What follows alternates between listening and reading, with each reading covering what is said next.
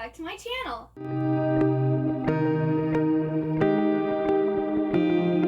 So today I have the August FairyLoot to unbox, and then I'm also going to be doing a book haul / manga haul of all of the books and manga I've gotten since my last haul video. So yeah, let's start off with FairyLoot. Now, I did receive an email that my signed book plate for this month's book was forgotten, so it's going to be in September's box. But hopefully everything else is in here. Alright, let's see here. I don't know. I have a book plate. I guess it's smudged, but I do have the book plate. See? Here it is. Okay. So then here is our spoiler card, and the theme is Tell Me Lies. So the first thing is a gilded pin. Okay, that's pretty. I haven't read Gilded yet, but I do want to eventually read it. This is Romeo and Juliet list pad. It says these violent delights have violent ends. That's really nice, but I don't really use anything like this, so I will put this into my future giveaway for when I reach 1,000 subscribers. So if you're interested in that future giveaway, you should probably subscribe to my channel, because you'll have to do that to be able to enter to win all of the FairyLoot items that I have decided not to keep for myself. Oh, what is this? Oh my, look at this. Oh, that is gorgeous.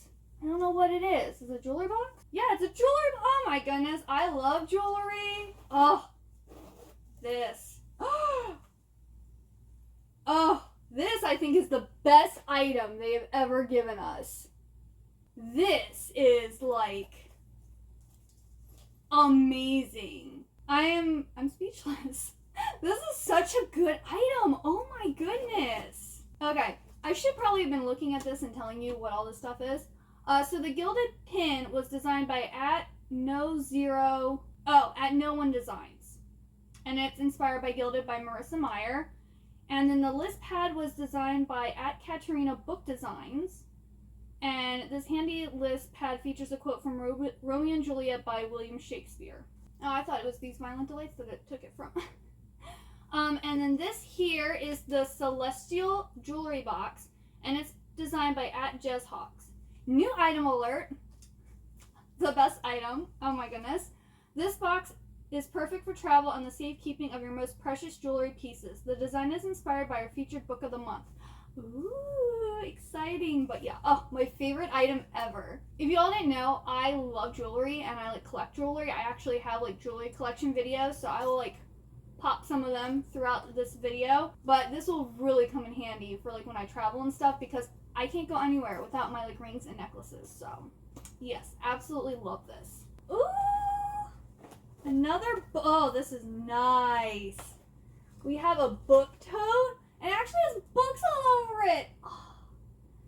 And okay, it's the same on each side, but they have on here These Violent Delights, Once Upon a Broken Heart, An Ember in the Ashes series, From Blood and Ash, Strange the Dreamer, The Bear and the Nightingale series, Lore, the Caraval series, Kingdom of the Wicked, Spin the Dawn duology, the first 3 books of Shatter Me, Daughter of the Moon Goddess, Sorcery of Thorns, 6 Crimson Cranes, Serpent and Dove, the City of Brass trilogy, Jade Fire Gold, the Raybearer duology, and the first 3 books of Red Rising. This is beautiful and it's perfect for fall. Gives me Dark Academia vibes. This is an amazing box. Amazing box. Ooh, we also got bookmarks. Alright, the tote. I'm just so excited. I can't focus. Bookshelf tote is designed by @ChattyNora, the perfect tote to take to the bookstore. It features so many of our favorite books. Do you spot any of yours? Yes, a lot. This is so good. So then we have our next collectible mythology bookmarks. So we have this one here. Ooh, I think this is Anubis.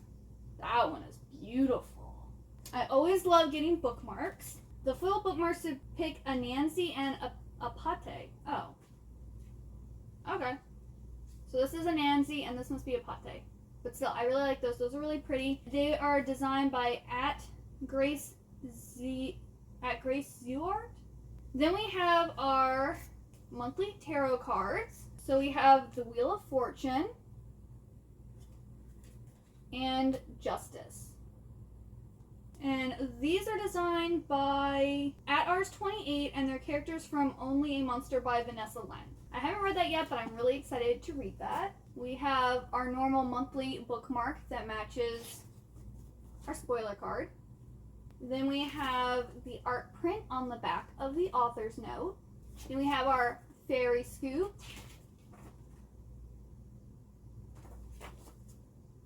Ooh, so next month's theme is Farewell, My Love. So in September, we're leaning into unearthly and have dedicated this box to characters that have either been on the brink of death themselves or have loved and lost, but goodbye doesn't always have to mean forever, does it? In this box, you can expect items inspired by the folk of the air, 6 Crimson Cranes, our featured book of the month, and there will also be a fandom neutral item. We are thrilled to reveal that this box will include a blanket featuring artwork by @after-blossom_art, and the final collectible trinket dish with the art by @Ars28. So these are the trinket dishes here. So we're going to get the last one in that series. And a blanket. And then I also got a email stating, I think in October, we're only going to be getting 4 items because they don't want to raise the price of the books. So instead they're just taking away an item. So we currently get 5 items, which I believe we will get that in September too, but then in October we're only going to be getting 4 items. And then the featured book of the month for September is a romantic fantasy set in a gothic-infused world of wealth, desire, and betrayal. To uncover a murderer, the main character forms an unlikely alliance with death himself. That sounds interesting. So let's find out what the book is this month. Let's see, how is this book in here? There we go.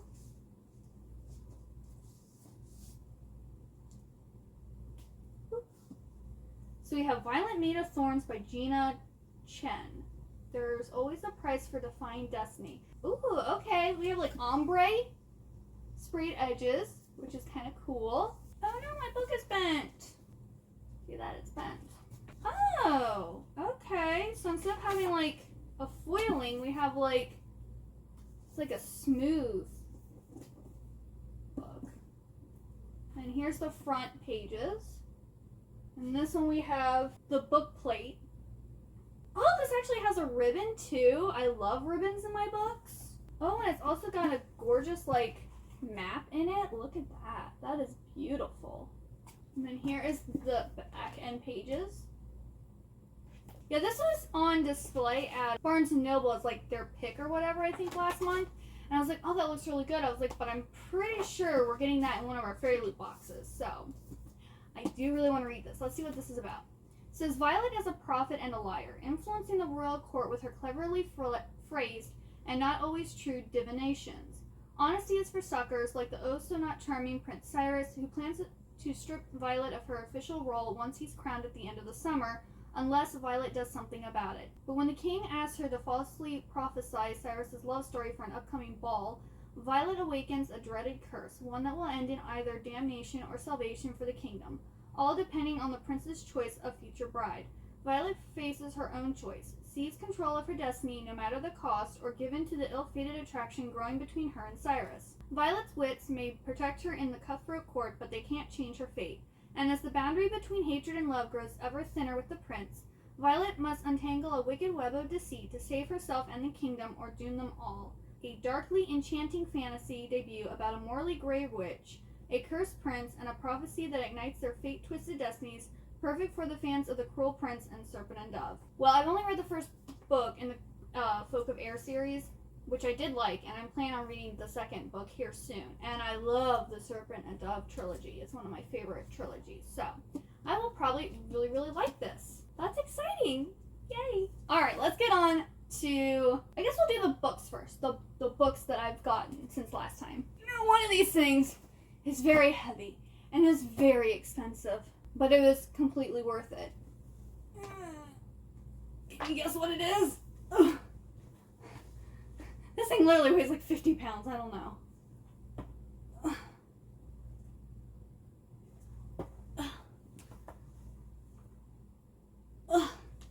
Have you guessed what it is yet?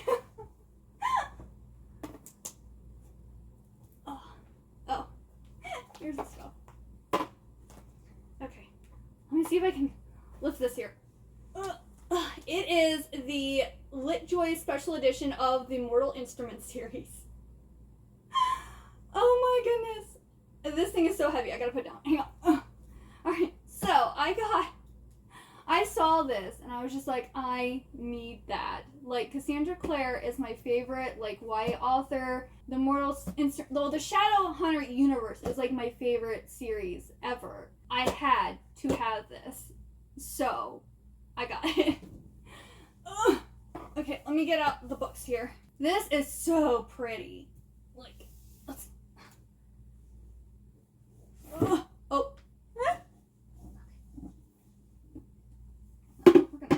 It also came with a little... This is the empty box. And it came with a little ribbon. And I don't know if did I show you the top? There's the top of it. Here's the first one, City of Bones. So we got the sword on the front with the swords stenciled, sprayed on there. And then here's the back.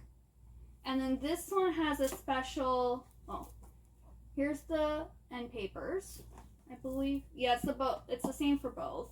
And then here's the special signed page by Cassandra Clare. And then this is really cool because there's actually like pictures in this one. Let me see if I can find. I'm not going to show all the pictures, but basically throughout there's pictures drawn into each book. And we also have little notes and things that Cassandra Clare put in here. So like, for instance, here are some annotations that she made. So that's really cool. I kind of don't want to read these, but at the same time, I want to see like her annotations. And I mean, I'll never sell these. These are going to be my precious, precious possessions. And when I finally get a house with my own library room, I'm going to have like a whole like Cassandra Clare display. And I'm so excited. I kind of really want to reread this series now. I know a lot of people have been reading the More Instrument series, but it's getting a lot of flack, which saddens me. Then we have City of Ashes.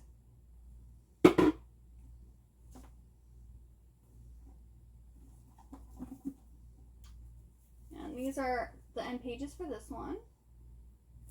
Oh, and then this one I think is my favorite out of them. City of Glass, because it has the iconic angelic rune on it. Love this. And, beautiful end papers here. Absolutely gorgeous. Like, I think visually this one is my favorite out of all the books. Then we have City of Fallen Angels.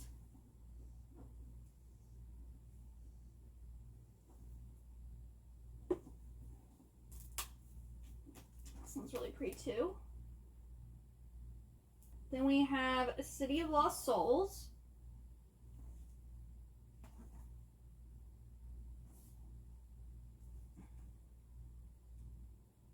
I totally missed this. There's solid sprayed edges at the top and bottom. And then there's stenciled edges on the end. But here is a City of Heavenly Fire.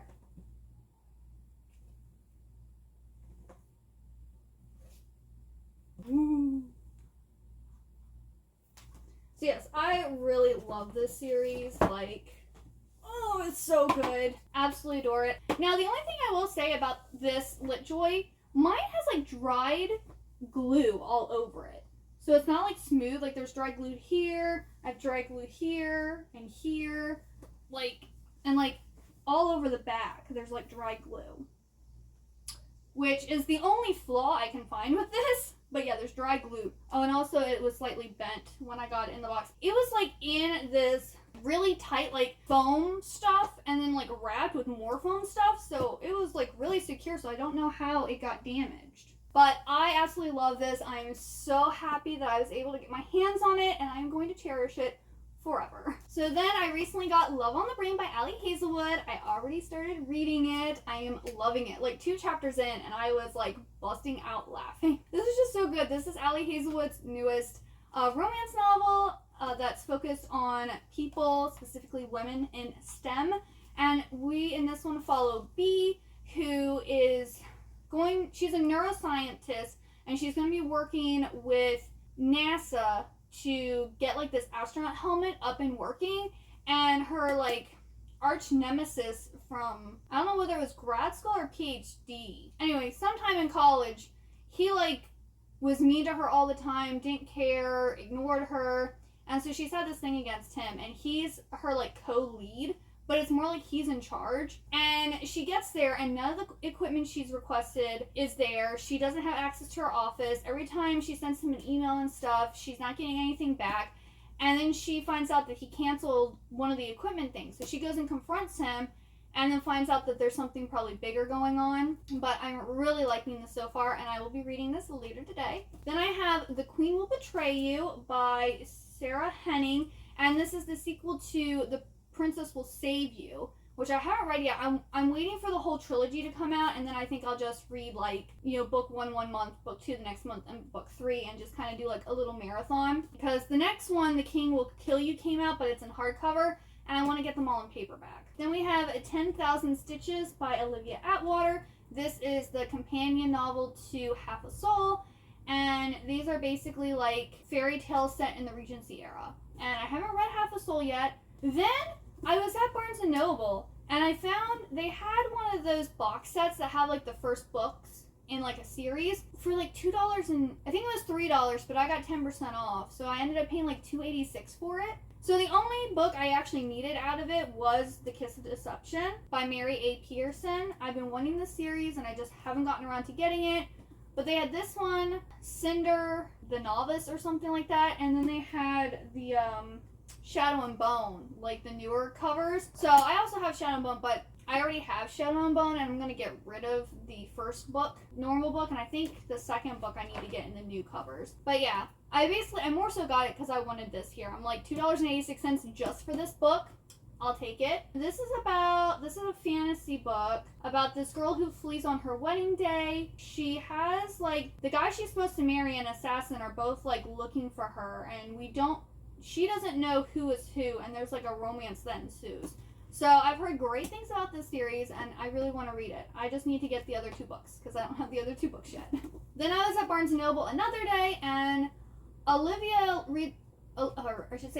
from Olivia Reads a Latte was talking about how excited she was for Clown in a Cornfield 2, and I remember last year a lot of people were talking about this, and I'm not really that into like horror books, and clowns don't scare me, but I figured I'd give it a chance. Plus this was an autographed copy, so I'm like, might as well.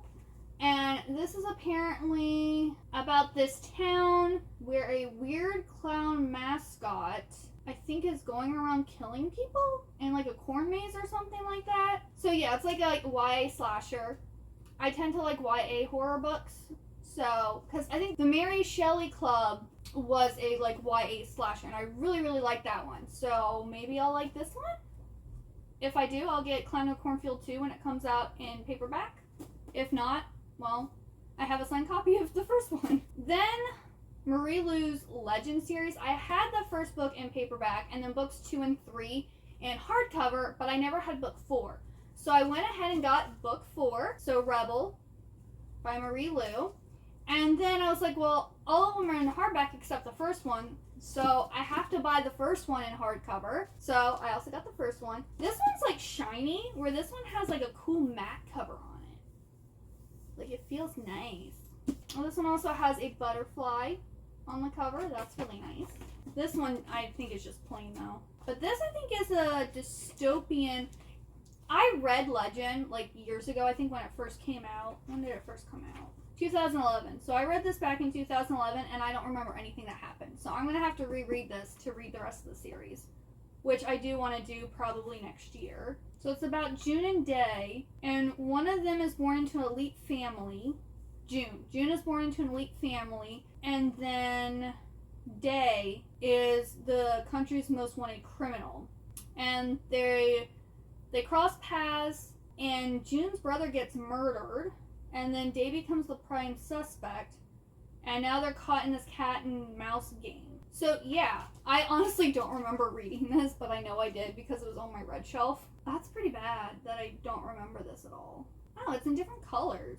Like, there's black writing and then there's gold. Oh, June's writing is all in black and Day's writing is all in gold. Huh. I don't remember that either.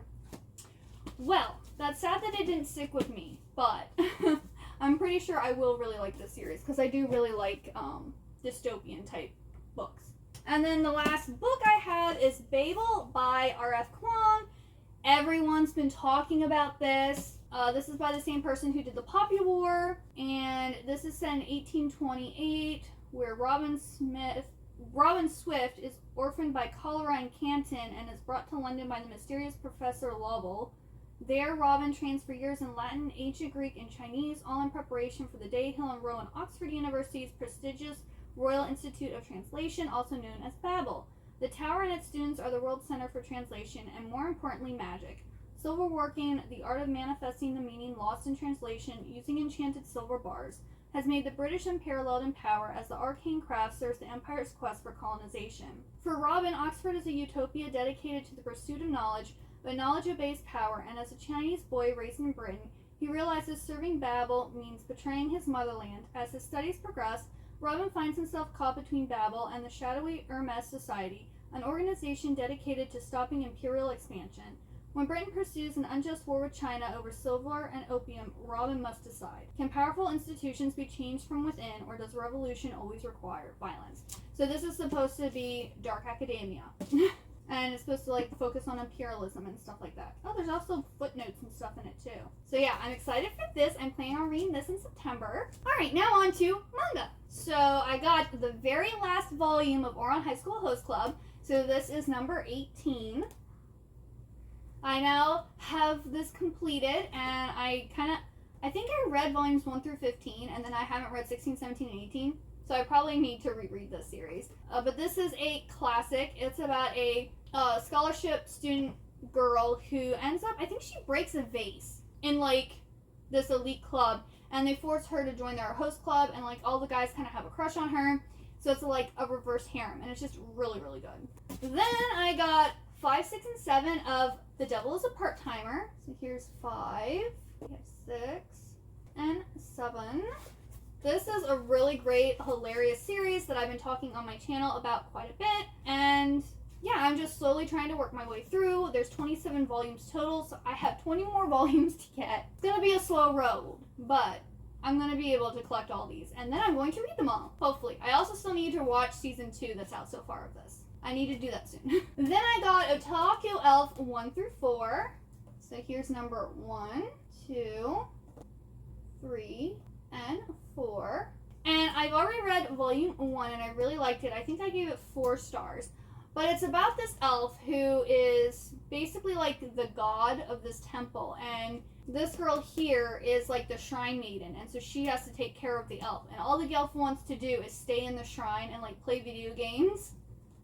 So the shrine maiden's trying to get the elf to go out and actually like interact with the people that worship her and like be more sociable instead of like a what's it called?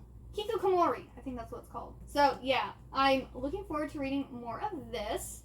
And this is very much like a slice of life. There's not really a story, so like I started reading this because there's not really a plot line.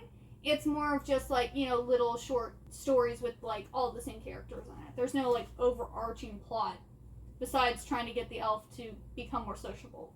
Then I got Cat and Gamer number 2, which I also have already read. And I've talked about this one quite a bit on my channel too, but basically it's about this office worker who loves playing video games, and one day she agrees to adopt this cat, and all about her trying to figure out how to take care of this cat and the things it does to like mess up her video games or like mess with her house and different stuff. And it's so cute. Like if you like cats, I highly recommend this series because it is the cutest thing ever. Then I got volume 6 of My Dress Up Darling, and I actually got a misprinted copy. Like when you buy these are sealed. This one has like, it looks like someone chewed on it. It's got like markings on the front, and then, wait for it, I opened it. This is the back page and it's upside down. I actually have to read it this, like here's the back. I have to read the back upside down to be able to read it. I'm keeping it because misprinted copies are kind of like rare, like it doesn't happen that often. Not only that, but I counted and all the pages are here, so all the contents are here. It's just the cover was put on inappropriately. But this is about one of the popular girls who loves to cosplay, and she finds out that this kind of quiet loner guy is really good at sewing, and so she convinces him to like make cosplay outfits for her, and then like other girls want him to make their cosplay costumes too, and then like there's like kind of a romantic thing going on between her and the boy who's making all of the cosplay outfits, and it's really cute. I haven't actually read the manga yet, but I did watch the first season of the anime, and I really liked it. So once the manga is finished, I will read it, or if they come out with more anime, I'll watch it, because this is really cute. And the last thing in this haul is Inuyasha, the Viz Big Edition, Volume 12. If you've been watching all of my haul videos, you will know that I am slowly trying to collect these. I now have 6 more of these to go to hit till I get all of them. This one has volumes 34, 35, and 36 in it. And it also looks like Koga is in this a lot more, which I'm happy about, because I feel like in the anime there was only like, was it 4 or 6 episodes that he was in, like around like the episode 80s something. But I feel like I've been looking and he seems to be in this a lot more. So I'm super happy about that. But yeah, I've also talked about this a lot of time on my channel, and I really like this series, and I can't wait till I have it all so that I can finally read it. This has been a long journey. But yeah, that is everything. Let me know what books you've gotten recently, and also if you're planning on reading any of these books that I hauled. And if you got all the way to the end of this video, please leave me some type of building emoji for Babel. Preferably if they have like a tower. But yes, also if you like this video, please give it a big old thumbs up, and also hit that subscribe button down below. And I hope you have a wonderful good day or night, and I hope to see you next time.